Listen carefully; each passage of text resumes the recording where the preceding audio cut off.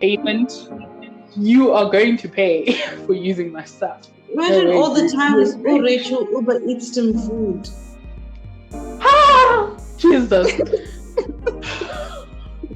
This is why you don't do anything for a man. Yeah, they would do the very least.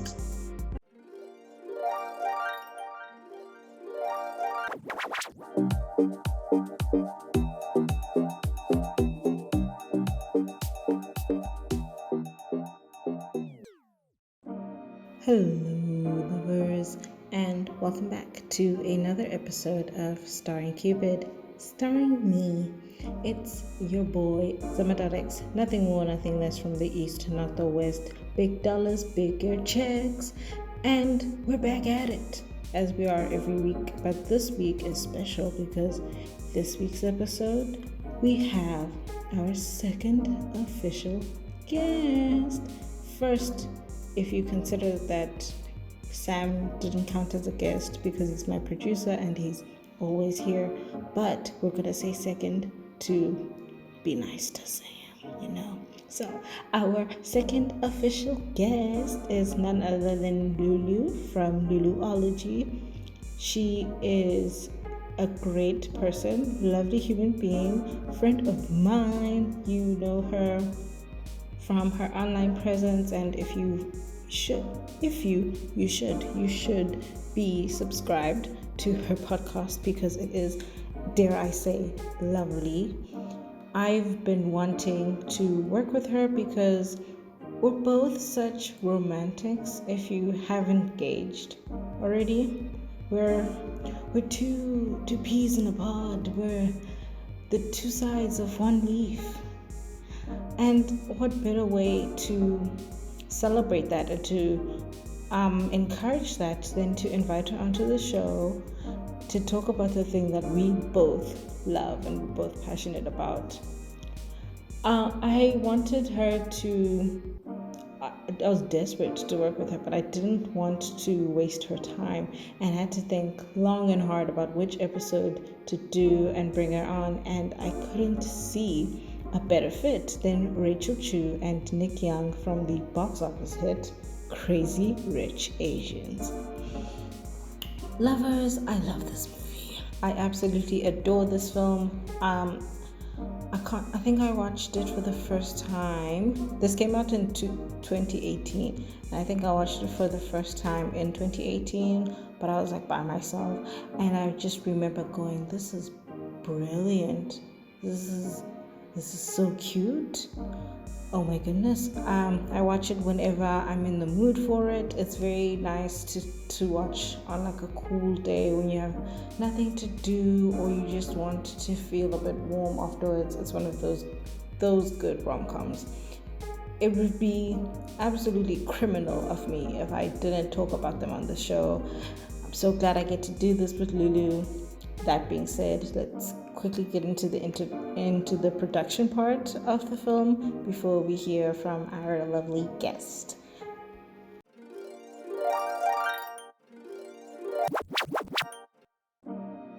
This movie was made in 2018 and directed by John M. Chu, the creative mind behind some of my favorite dance movies over the years.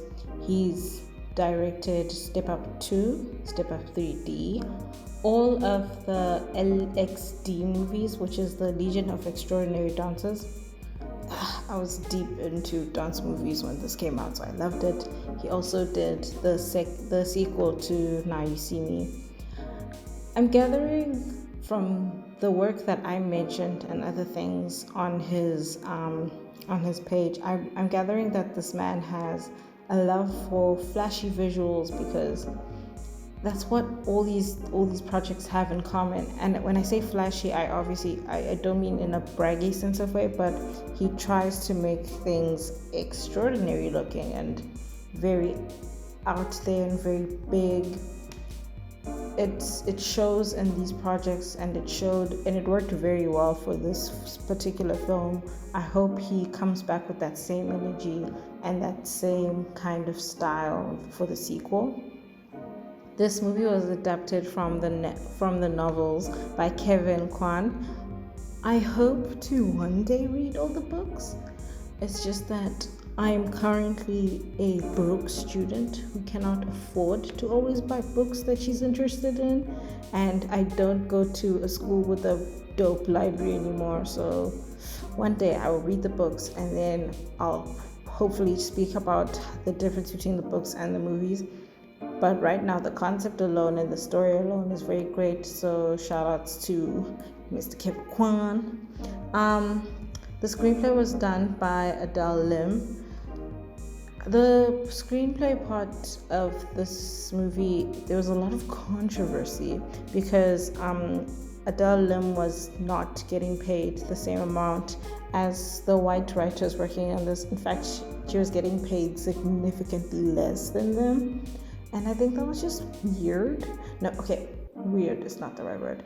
I think it's a bit racist that the only Asian writers on a film like this were, or even any film, the fact that this happens on a lot of films is very bad. But for this particular film, it was just kind of racist for them to have paid the only Asian writer on the team significantly less. Like, what's the point of boasting about the inclusion in the cast, the inclusion in the story, and the inclusion in the crew if there are these kind of financial inequalities in the mix of it? You're saying a lot when you let things like that slide. Hopefully this all gets fixed in the sequel, or better yet, they get rid of everyone else and just keep it down. But I know Hollywood, it may happen, it may not. I hope they do better. There's a lot of people on the crew to acknowledge because this, like I said, is visually brilliant. I said that director is one of those directors who goes big or goes home, and in order to make a movie that goes big or goes home, you need a lot of hands on deck. They took the locations and they made every shot gorgeous and beautiful. They made the most of those big moments, and it felt like, as an audience, we were like Rachel, we were regular people who were just being introduced to this world of wealth and glamour and just extravagance. And it's a beautiful place. It's a overwhelming place at times. So shout out to the cinematographer, editors, and all those departments that were in charge of showcasing this movie in such a way that it felt like we were experiencing everything along with them. Quick mention to the costume department. In movies and TV shows, sometimes when rich people in the movies and stuff are in costume, it looks a bit tacky and just weird, which I get it, because in real life rich people do sometimes wear weird things, but it felt like for this one, everyone looked normal but looked wealthy, and some of these pieces were amazing. So costume department. Under the cast, we have, first up is Constance Wu, who portrays Rachel Chu.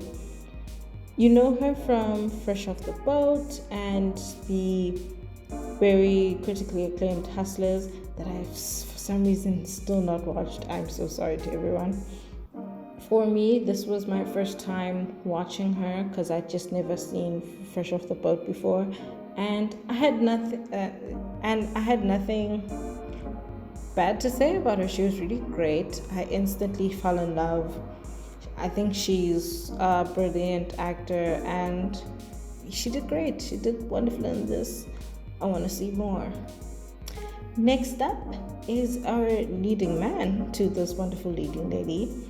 It's Henry Golding, who plays Nicholas Young. As I take a moment to shiver, this was Golding's film debut, and what a wonderful start to a career like his. He walks and talks like a wealthy, charming man. He carried it very well. May I say, respectfully, what a hot man. That's all I'll say. Honorable mentions on this cast. For the first few minutes, I thought I was deeply in love with Nick Young. And I kind of was throughout the movie. But like for those first few minutes, it felt like there was only him in my eyes. Then his cousin Astrid, who's played by Gemma Chan, came on and it was hook, line, and sinker. Astrid is phenomenal. She looks like the physical embodiment of Regal. The way she moves, the way she talks to people, the way she did that character so well, where she was all these wonderful goddess-like things, but she's this regular, down-to-earth person and lovely cousin. Oh my goodness. Miss Gemma Chan, thank you. I cannot believe your character married such a hard scrub of a man, but love her. And then there's the legendary Michelle Yeoh, who plays Eleanor Young, Nick's mom, aka the mother-in-law that we're scared of, but we also respect. I would say more about her legendary status as an actor when I speak to my guest in the middle of the show. I just want you guys to know that I love this woman. That's it. That's all you need to know. For the plot, if you've never seen this film, pause right now. Put everything away, clear your schedule, go and watch it. I am deadly serious. You have nothing to lose. Literally, you'll either fall in love with it or you will feel absolutely nothing and you'll go about your day, but you would have had watched a good movie. You have nothing to lose and everything to gain, person. Please go see it. In case you can't remember the plot, I will summarize it. A regular woman jets off to Singapore to meet her boyfriend's ridiculously wealthy family at the biggest wedding of the year. Tensions rise as his mother disapproves of her. She must convince everyone that she's worthy of being with him. That's the basic summary. The drama is there. Anytime there's an in-law that hates you, there's gonna be drama. I'm so excited to chat more about this film with a fellow enthusiast. Let's get straight into it, folks. This is Rachel and Nick.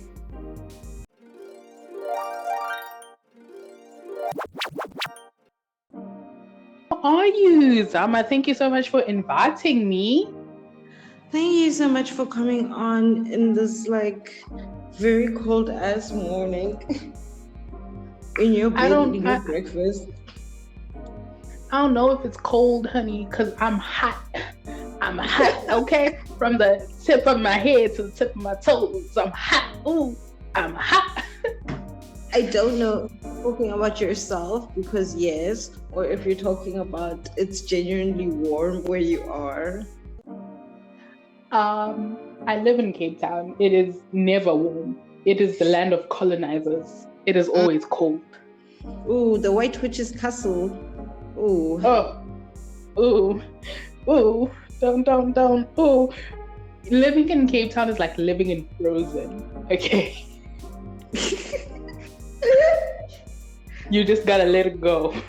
You gotta understand that sometimes you just have to pack for whatever weather the day is gonna give you, and that includes an umbrella. I wear shorts every day. I don't care. I don't. If it's cold, it's cold. If it's not, then it's not. And that's okay. That when you're a bad bitch. Ooh, can I cuss on this podcast? That special E for explicit. I told myself when I was making it, I cannot not swear. People that know me know that I swear a lot. I can't censor myself, and I'm so sorry. If that wards people off my podcast, that's fine. I'm so sorry. But sometimes, the character does something so fucked up. And you have to say fucked up. You can't be like, oh no, they messed up. No. Nick Young, you fucked up by not telling Rachel Chu you were rich. You fucked up. Awesome. Sir, this is way bigger than a little flop. This is way bigger than a little mistake. Joe, our floor bar with it. Yo, you know when you just can't even be like, yeah, when I drew, I want nothing to do with you. You fucked up. You messed up. Anyway, let's get into this because I don't want technology to fail us.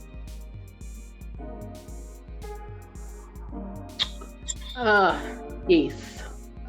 What are we speaking about today? I'ma tell you, because I know this is one of your, if not your favorite romantic comedy, one of your top faves, right? One of my top faves, I must admit. So what I want to do is I want to throw little like, not questions, but I want to just have it like a statement, see how you feel about it as a fan, as a lover of this particular couple that we both just enjoy so much. I just want to hear your thoughts. I want to hear, because this isn't about me. When people get featured on Starring Cupid, it's about the guests, and we need to let them know that it's about the Lulus today. I love it when you talk like that about me. Say more, say more. Say more. I love attention. Ooh, don't be shy. Give me more. Not me choking. Not Zama choking under pressure. Zama really choke.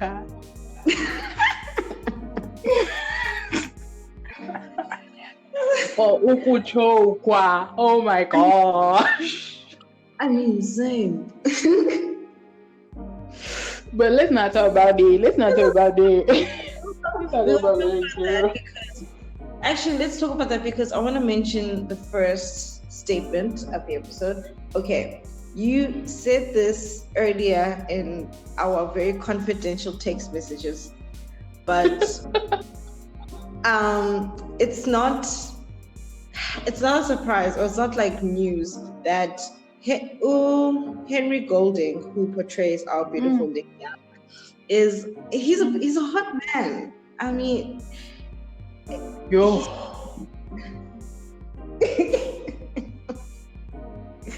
Yo. Let the church say amen for that. Amen. Oh my God. Titi, 2 times on a Sunday, 2 times. Any given day, you can get it. But on a Sunday, 2 times. 2 times. One for the Lord, one for me. So yeah, we have this like romantic comedy male lead that's just, he's lovely because of all the reasons why he's lovely. He's rich, he's smart, I guess. He's funny sometimes. But on top of all of that, he's just hot. Like plain and simple. Sex appeal. Sex appeal. Like, how do you feel about that? How do you feel about him as a character and him as a love interest for Rachel? Okay, so as a character, I must say that he pissed me off quite a few times. One, why are you eating more than half of her dessert? I will kill you. I will murder you. Okay? Yes. What are you doing?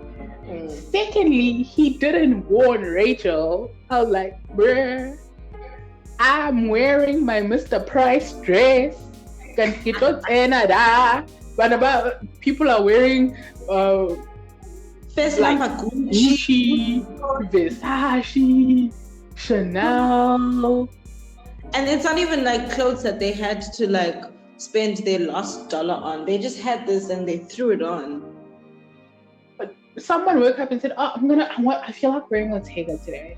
I feel like wearing Ortega." Bruh, I dream of Ortega, okay? Someone texted their stylist and was like, I don't know, should I choose the Louis or should I go for the Tom Ford, you know? And for me, it's not that it's Louis from the runway. It's like special Louis that is in the back of the Louis store. Yeah, guys. And then when she told him what happened, he was like, "Is that all? Is that all? Do you want to die? Is that what you have decided today? Did you decide? Did you wake up and say, I, as Nick Young, want to die?" Oh no. But I think he balanced out Rachel like well, I must say. In terms of Rachel, you know, he's a little more fun-loving, bubbly, up, down. He's the humanities student to a Bachelor of Science. You know what I mean? That's a perfect analogy. That is, wow. I might put that in the description for this episode. Thank you so much. You're getting writing credits because that's it.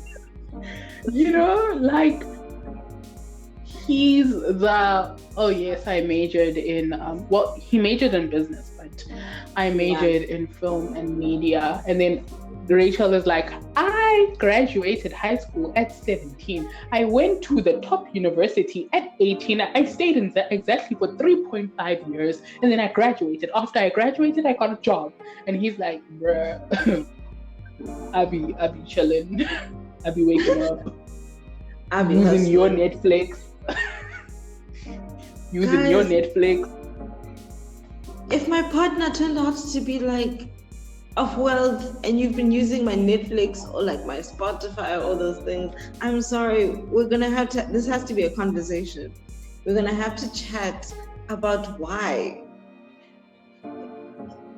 I would actually, because when Rachel was describing all the ways he was cheap, I was like, I see it. I understand. He lives in New York. I get it. I get it. I've never been to New York. But I assume it's like living in Cape Town. Bloody expensive. Bloody expensive. Yeah. So, would he get away with it? No. I'm sending him an invoice for every single time he's used it. I'm sending him a full invoice with dates. I'm sending him an invoice with interest. I'm sending him an emotional damage payment.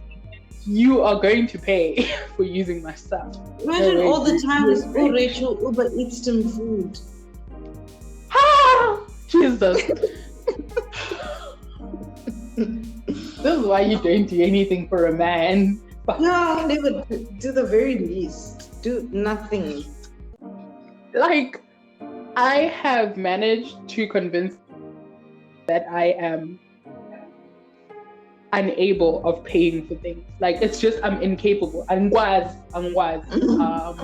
Because my ancestors would rise from their graves if I ever did anything for a man. They would come into my space, hold my hand, and say, "What are you doing?" It's me saying all these things with like gifts just at the top of my cupboard for my boyfriend. Listen, we don't have to live the life we speak about. Ain't nobody checking for us. Period. Purr.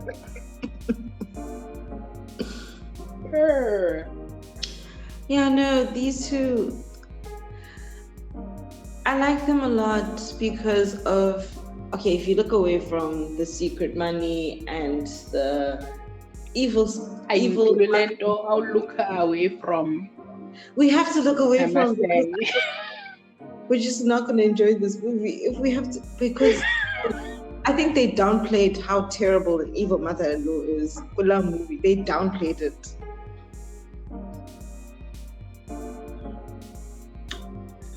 Eleanor. Wow. Wow. What a character. I love her. I personally love her. Same. You know, like my favorite evil mother-in-law used to be the woman from Evil Mother-in-Law with that lassie who can't act or sing, but she's very beautiful. Great gowns. Monster-in-Law, Panda. I love that movie. Okay, that like she used to be my fave. Like when she faked being sick, I was like, No, queen shit. she twirled for her son. I was like, queen shit. But then with Eleanor, there was no faking. She was just evil. Oh. And actually, I like that. Bella. Yo.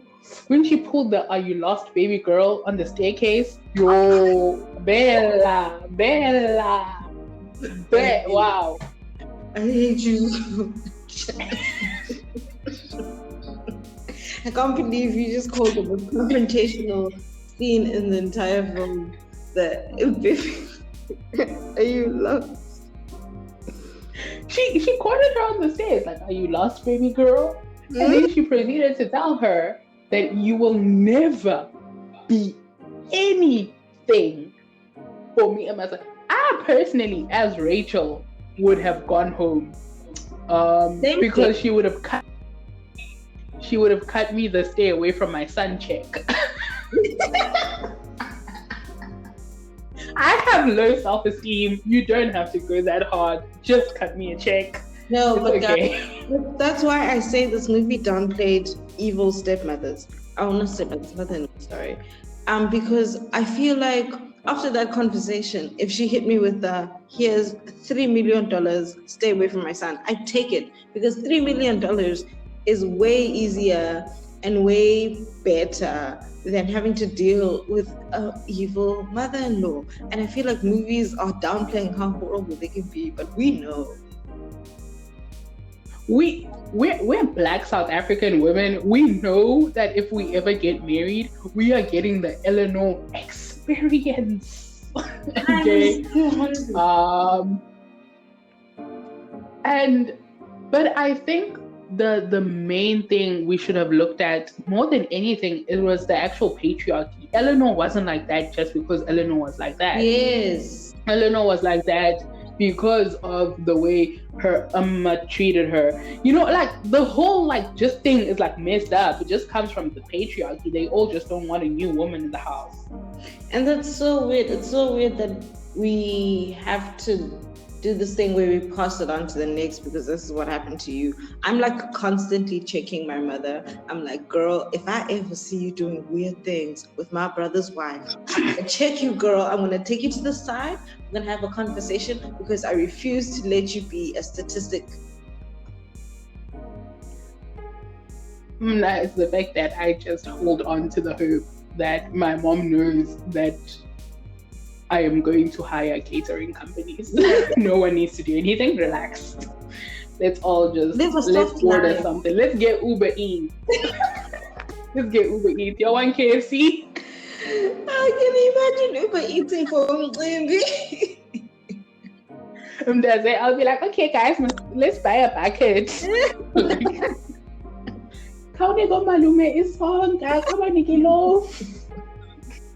Oh, and then there'll be vegan options, so the people that are vegan. Yeah, of course. I'll be like, okay, guys, here's some KFC chips. What do you think? I'm gonna stay up peeling butternuts? No, lovey. Not for me. I'm not that girl. Can't be. The only reason I'm not that girl is because I'm lazy. Rachel wasn't lazy. Rachel sat there and made dumplings. She was just so cute. You know, cute family values. Even her mom said it when they were shopping for the dresses. Her mom was like, "You're the perfect Chinese daughter. You're smart. You have a job. You are lovely. You are perfect. There's nothing to dislike about you." Kandu Eleanor was like, "I bet." Eleanor was like, "You underestimate me. Firstly, you have a degree." And I was like, Miss Eleanor. But can I please say what is your favorite scene from the whole movie? Oh, sweetie, you're not asking me this. Okay, except the wedding. Except the wedding. You know. Except the wedding. Except for the wedding. Except the wedding. Except for the wedding. Okay. this is weird, but this ties in with what I was about to say. There's a scene where they just went out with their friends. They just got off the plane and they were eating with their friends last night. So now it's the morning of that scene, and they waking up. And Nick says something about, oh, we have to go do this and this. He's like checking his watch and stuff. And then Rachel's like tired. She's like, oh, okay, fine. So she finally gets up. She like sits up in the bed and she sees him. And I guess she was wearing glasses. And she does that cartoon thing where she's like, oh, hubba hubba. And she like whistled. Hubba hubba. And they just have like this cute moment of like people that are in love, just like loving each other. And it's nice because I like it. I like it because it's cute. I like it because it adds to the story idea that, oh, these people are in love and this is convincing me. But also, guys, Asian people never got to do this on film. I don't know if this is the first time. That would be like an overestimation. But it's like so very public and so very in this big budget movie, and it's like, hey, you know what, Asian people, they have this love too, like they have this fun time too. It's not just your white folk, and that's why I love it. And they're not giving us like dynasty, emperor, poverty porn. They're giving us wealth, luxury, apple slices, and cinnamon. They are giving us eloquency. They are giving us. They're giving us big everything we need. They are giving us Asians in, luxury brands. They are not giving us. They are not giving us scraps, I must say. I mean, yes, do we need like dynasty history movies? Yes. Of course, but you're giving us like something new, something we all want. Representation, the thing I say all the time. And I think that scene, the scene you're talking about, the one where they come off from the plane. There's this song that plays. Oh my goodness, the music on this movie is just amazing. Wow. But they play the song, and I listen to the song every day. The music is they mix like jazz and they mix modern Asian music, and they make it sound like wealth. There's certain songs that play whenever they're around rich people, and at the wedding they also kind of play the same kind of music, and it sounds like richness. Every song made it feel like these are rich people. It made it seem like money. Yeah. But like, I think we knew that the Youngs had money when they bought the hotel. Guys, okay, wait.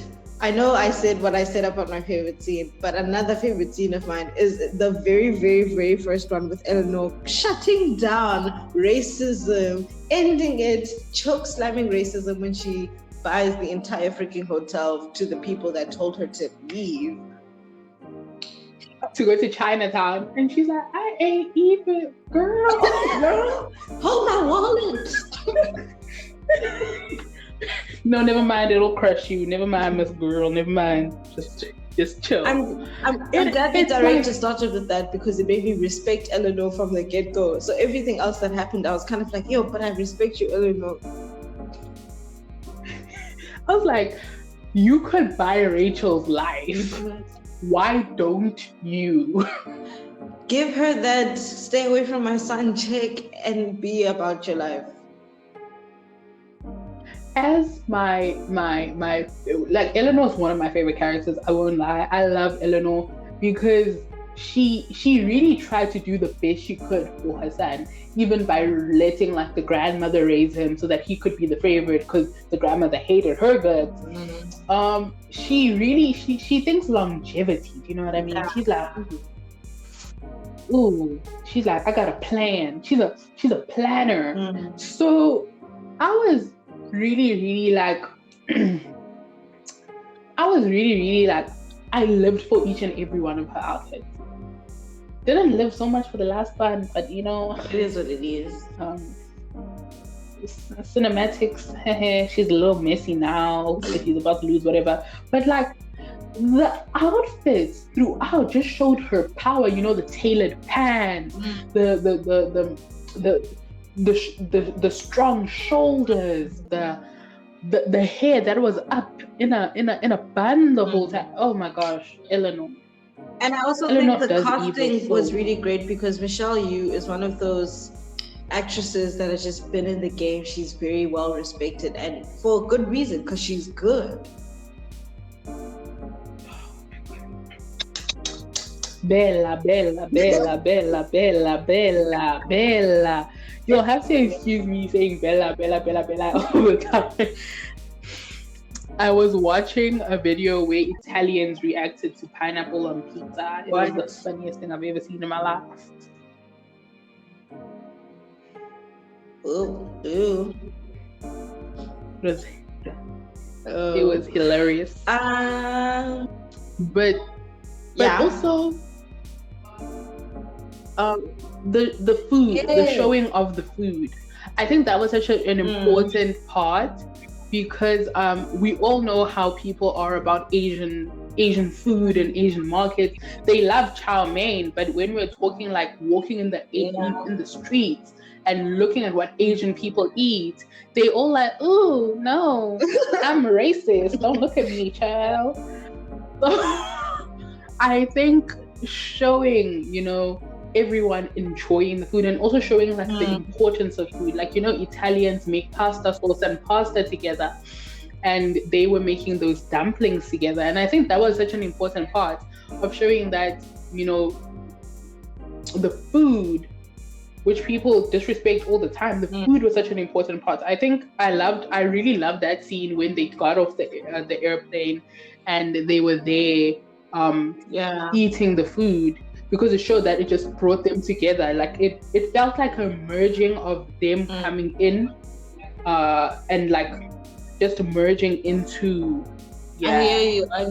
Like, I don't know if do you think romantic comedies can sometimes be like great PR for countries? Because I was thinking about it, all the old rom-coms I used to watch, and even movies like this movie, they make me want to go to these places. Like, I want to go to these markets. Like, I want to see these sites. Do I want to go to Singapore? Yes. No. Can I afford Singapore? No. Why do I want to go to Singapore? Crazy Rich Asians. Thank you, Nick Young. Yeah, no, it's the PR for me. But I love what you're saying as well, because they did all of that. They made this as beautiful and as Asian as they possibly could. And then it was a big budget movie. It did numbers. It was shown everywhere.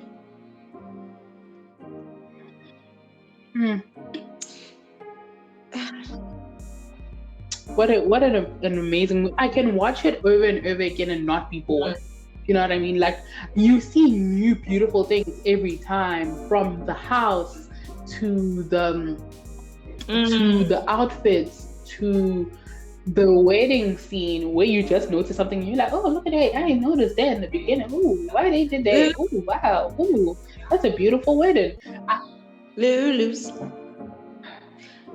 I was gonna say, please tell me, if you can, how you felt the first time you saw the wedding scene. I cried actual tears. Like I bawled.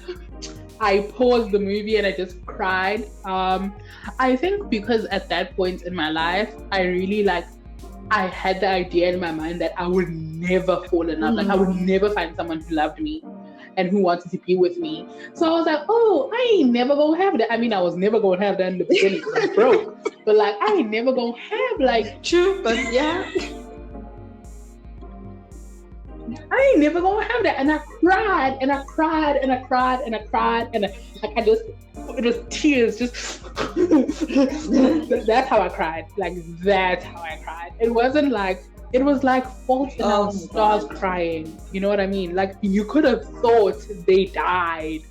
And then I finished crying and I got coffee and I sat down and I watched the rest of the wedding scene, and just the way Nick and Rachel look at each other during the wedding scene. Like, the wedding is beautiful, but that moment where you see actual, like, I know it's not actual love, but actual love between the two characters. And you see like the connection. Oh my god, bro. It was mad. It was so. I remember I tweeted one time. I was like, because I was rewatching it with my friends. I was making my friends watch it because some people had not seen it. And then I was saying how I can't wait to one day go to a wedding with like my partner or whoever I'm involved with at the time. And when you're at a wedding as a friend, but you came with someone that you're in love with, sometimes you'll just look at the things and then you look at each other and you kind of have this look. And I think that's the look they had. And I was like, hey, I want that look because it's just like such a moment of perfection. It seems so intimate. It's like a connection just between it's them. Like we were invading their privacy, because these two. Yes. No, man, what a beautiful, beautiful movie. Thank you so much for talking to me about it. Thank you for having me. Wow. Also, I would pay to watch. I feel like that's my closing statement. You know what I mean? I would pay to watch. So, lovers, thanks.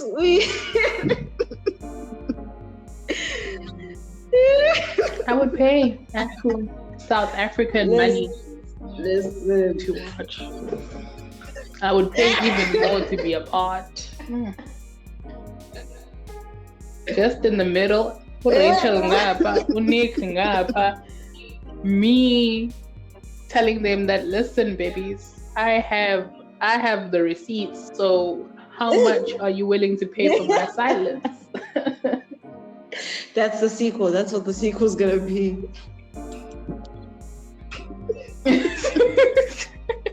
Not the sex scandal. No, not the sex scandal. Thank you so much for having me. This is one of my favorite romantic movies. I just watched it like last week. I watch it when I'm sad.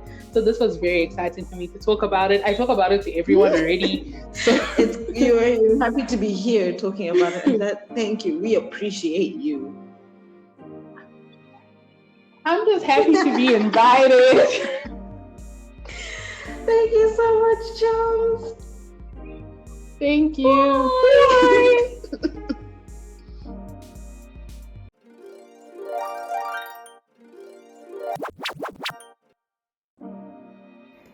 It's that time to talk about my likes and dislikes. I'm keeping it short this episode because I feel like Lulu and I we touched on most of the things that I wanted to say, and she felt some of the things that I was feeling about the things that I wanted to say. Lovers, listen, it's called synergy. Google it. Anyway, likes. I really liked, I think I mentioned this quite early in the beginning of the episode. I liked how grand this movie is. And by grand, I mean huge. And by huge, I mean big. And by big, I mean it is a spectacle. They could have made them look wealthy by telling us, but they decided to show us in these very grand, in these very just big moments in this. And I like that they had a grand mansion. They had a grand wedding. They went hard on making the young family wealthy as fuck because that's how they were written. I like that was very present and we were very certain about how rich these people are. Well, we're not certain. We're like, we can guess. Grand displays of wealth are wrong in real life, but this is a movie, so I'm allowed to like it. Dislikes.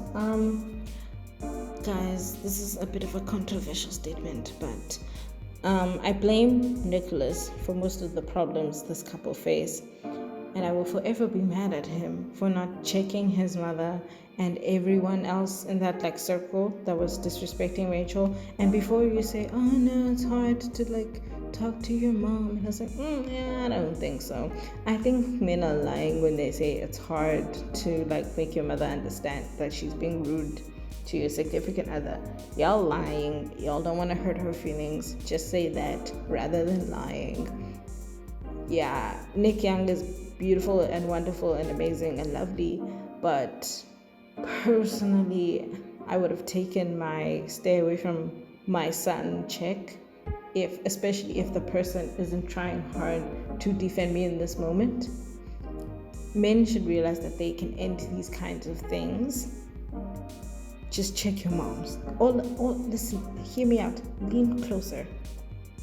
All it takes is for you to tell your mother to stop. That's it. Period.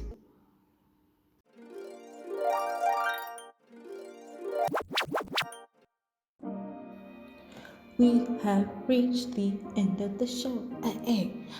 Before we end of the show though, I do want to say a huge, massive thank you. Show a display of gratitude to Lulu for being with us and talking to us. It was so much fun. I think we sat there for like 30 minutes, but I know Lulu and we could go on for some time. And I'm grateful that she lent her voice to us and that she came on here. And yeah, I just thank you, Lulu. I'm a Uber eat you some food one day when I'm not broke as hell, but thank you. To keep up with the theme of spiteful in-laws for this week's Who's Your Fave, we had to narrow it down to just 2 movies because apparently there's a lot of material of people being hated by their in-laws. Shocking. So in this week, in this corner, we have Pamela and Greg from Meet the Fockers versus Charlotte and Kevin from Monster in Law. It doesn't matter who I think is better though, because I'm very against meeting your partner's parents, so I'll never have to deal with this. But you, viewer, you lover, you can make the decision. You can go and vote on our poll on Twitter at starringcupid, and you can even vote on Instagram for a limited time. Just get involved. Show us how you feel. Let us know which one of these couples is better. Personally, I'm taking this as a Jane Fonda versus Robert De Niro battle because you're only as good as the antagonist of your movie. But that's just me. I'm just different. And that is all we have for you today. Thank you so much for tuning in. We will see you next time at a different time, but always on a Monday and Friday at 6 o'clock. Guys, I promise you, I say 6 o'clock, I mean it. Anytime that time will change, I will let y'all know. But I need you to know that it is 6 o'clock every single Monday and Tuesday. I stand by that. Have a nice week. Bye.